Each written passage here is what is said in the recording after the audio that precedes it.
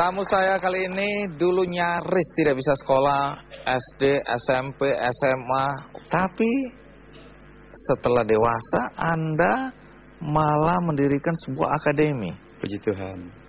Nah, ini tunggu dulu. Anda sebenarnya lulusan apa sih?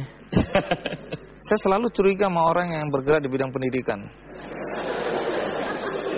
Saya kuliahnya di UGM, makanya saya alumnus UGM, maksudnya alumni tidak lulus gitu. Udah kelihatan sebenarnya.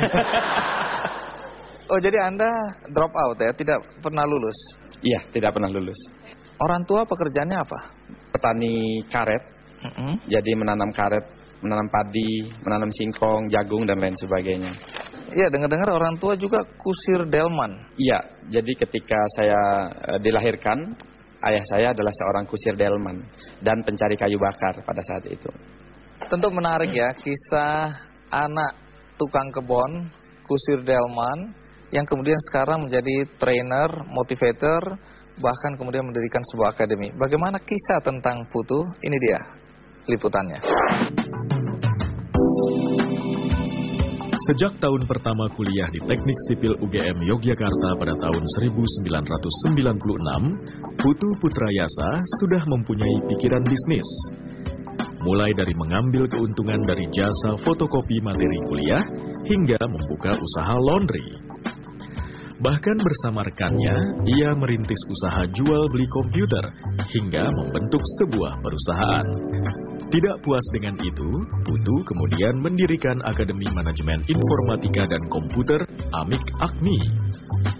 Pria yang mantan siswa teladan dari Sumatera Selatan ini kemudian meraih penghargaan MURI sebagai pendiri perguruan tinggi termuda di usia 26 tahun.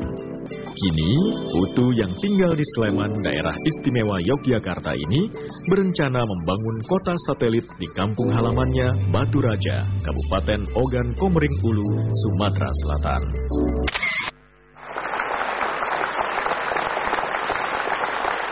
Putu, tadi saya sudah terlanjur ungkapkan bahwa Anda ini kan nyaris SD aja nggak bisa selesai.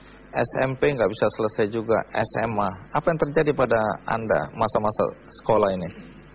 Jadi sewaktu saya SD, saya sudah mulai kesulitan ekonomi membuat saya harus mencari uang juga, mulai belajar gitu. Misalnya kelas 4 SD saya jualan es. Saya keliling kampung, ada 3 kampung, itu saya keliling panas-panas, biasanya saya jualan. Sampai sekarang masih hafal tuh Bang Andi.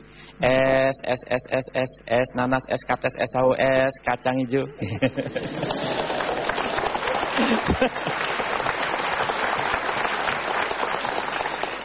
Ketika tamat SD, hampir saya tidak disekolahkan. Jadi ayah saya mengatakan, kamu nggak usah sekolah saja. Presiden masih ada, bupati masih ada, camat masih ada.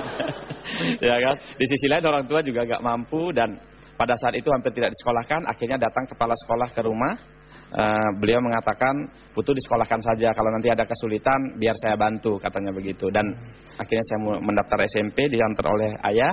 Akhirnya mulailah sekolah SMP. Tamat SMP benar-benar tidak sekolah. Jadi karena pertimbangan biaya, akhirnya memilih kursus, waktu itu kursus montir di Lampung. Ya, untuk masuk SMA dari mana uangnya? Uang dari orang tua, tetapi untuk biaya sekolahnya, SPP-nya, BP3, waktu itu ada istilahnya BP3 itu dari sekolah semua.